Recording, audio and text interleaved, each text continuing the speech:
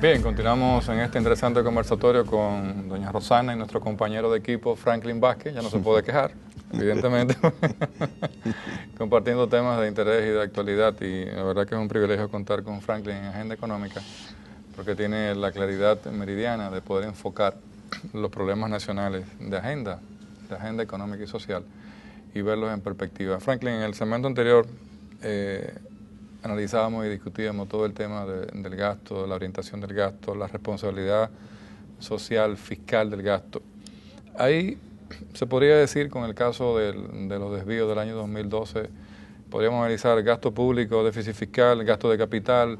El gobierno se disparó en apenas 3 meses gran parte de ese gasto, pero también hay que reconocer que dentro de los números que se han aportado y que fueron reconocidos por el mismo presidente Danilo Medina, de los 187 millones, 187.000, está ahí incluido el tema del cuasifiscal del Banco Central, y también está incluido ahí el tema del subsidio eléctrico.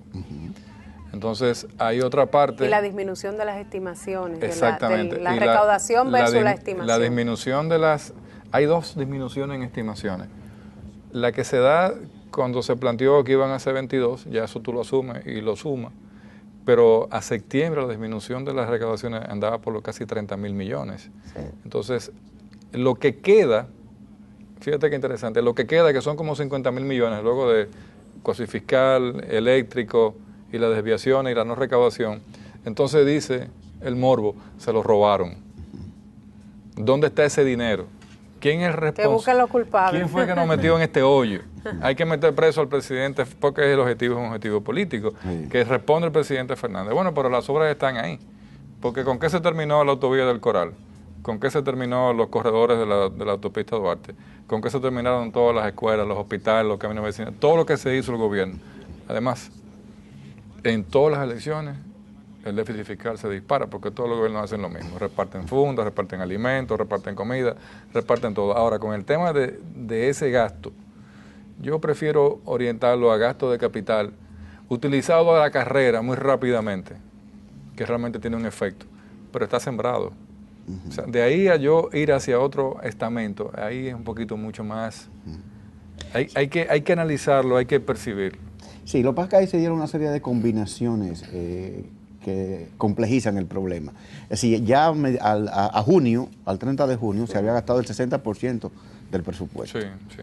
Pero además de eso, estaba comprometido el otro 40% ya. Cuando te digo comprometido, es que ya se había hecho deuda sobre eso. Entonces, había compromiso que pagar. Yo te puedo decir, porque tuve a mano algunas estadísticas de algunas instituciones, y habían compromisos en algunas instituciones que yo vi de 1.000 millones de pesos de cosas que se iban a pagar en el futuro, pero que ya se habían contratado. Sí, no se habían pagado, pero ya se habían acordado, se habían contratado. Entonces, tú tienes el problema por ahí, el problema del excesivo gasto a junio, del compromiso ya de los ingresos que iban a entrar. Ya esos ingresos tú no los podías utilizar porque ya estaban comprometidos.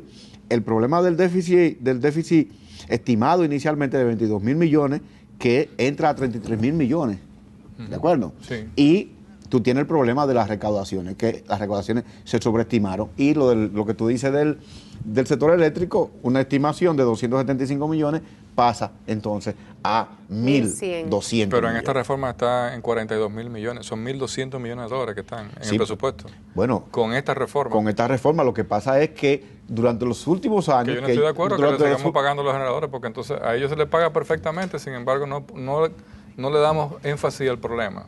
Mira, yo casi no quiero tocar el tema eléctrico porque para mí... Ese es otro programa. Para mí eso... Ese es otro pacto. Eso es como dice un amigo, hay que tirar una ráfaga para adelante y otra para atrás. Y ahí disolver eso de alguna manera y empezar de cero. Pero eso es otro tema. Yo lo que te digo es tan complejo el problema porque tú tienes un exceso de gasto, por un lado. Tú tienes unos déficits que son incontrolables, que no hay forma de manejarlo. Pero tú tienes una disminución de los ingresos con relación a lo que se había proyectado. Entonces, ¿qué tú tienes? Deudas, muchas deudas, un gasto excesivo en base a esas deudas y una disminución de ingresos. ¿Con qué tú lo compensas? Es con impuestos. Óyeme, es decir, la única forma es con nuevos impuestos o aumento de impuestos. Pero se reconoció, como tú decías, con sobrada razón, tu preocupación de que no era una reforma fiscal integral, que todos hemos añorado por muchísimos años, Y en el primer instante, cuando se presenta el primer proyecto en el Consejo de Gobierno, se dice tácitamente que fue una gran derrota espiritual para todos. Estamos entregando una reforma tributaria.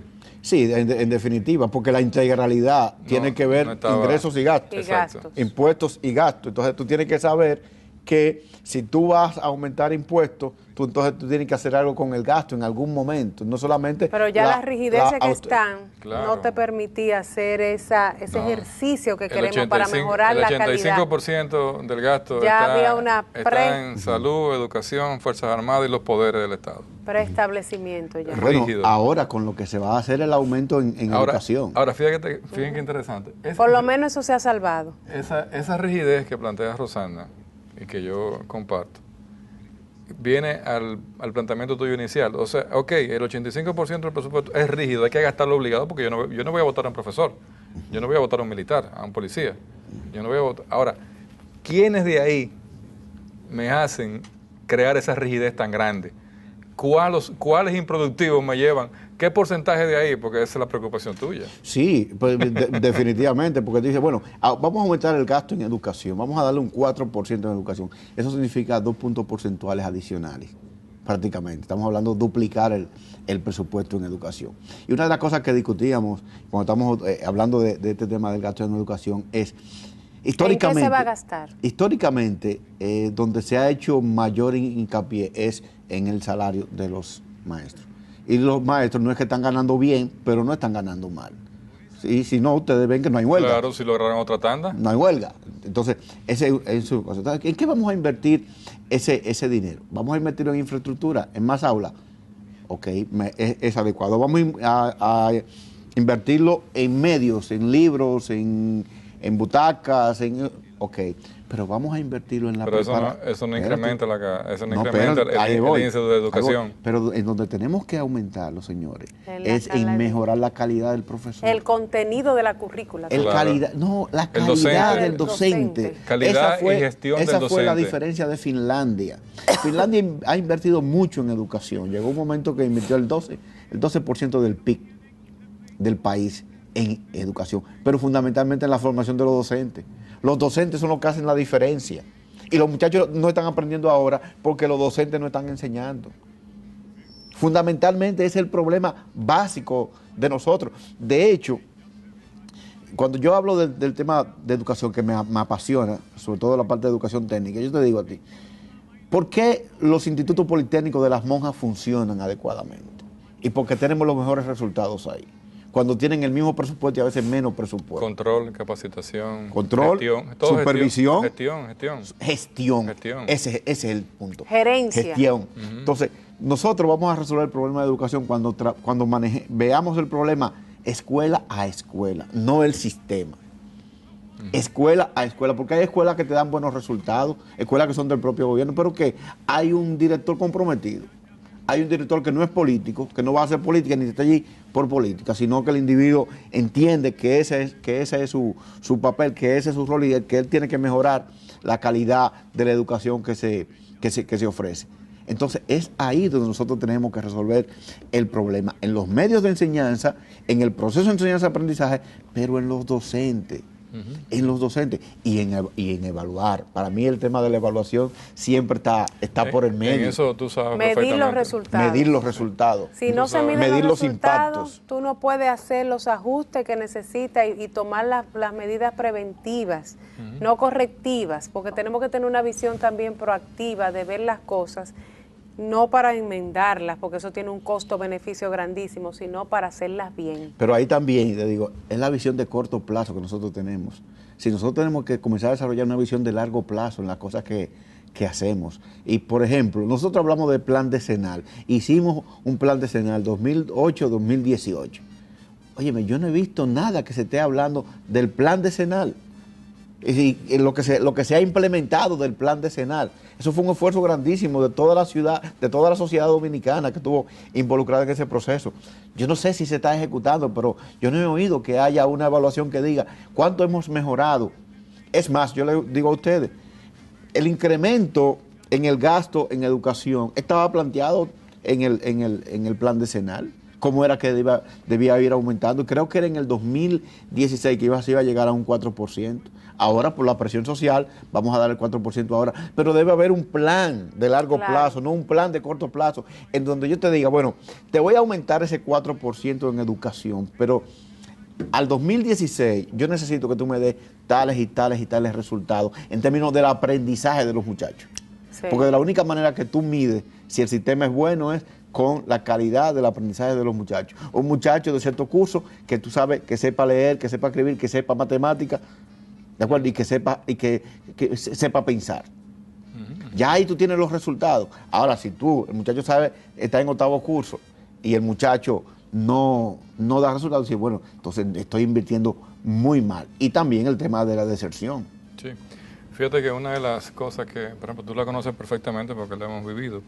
INTEP ha desarrollado por muchos años todo el tema de formación de docentes de escuelas públicas y ha hecho programas recurrentes. Ahora mismo tienen uno también. Exacto, pero es un programa recurrente porque INTEC tiene muy claro, y sobre todo los rectores que han estado en INTEC, que han estado muy ligados al tema educativo, Toribio y Miguel Escala específicamente, tienen una orientación muy... Y ahora Rolando Guzmán. Claro, la tienen muy clara de cuál es el kit del asunto con el tema educativo, pero una universidad no puede sola formando docentes cuando el sistema vive abortando. Y también que no están todos los recursos para hacerlo. Así es. Exacto. Vamos a una pausa y regresamos.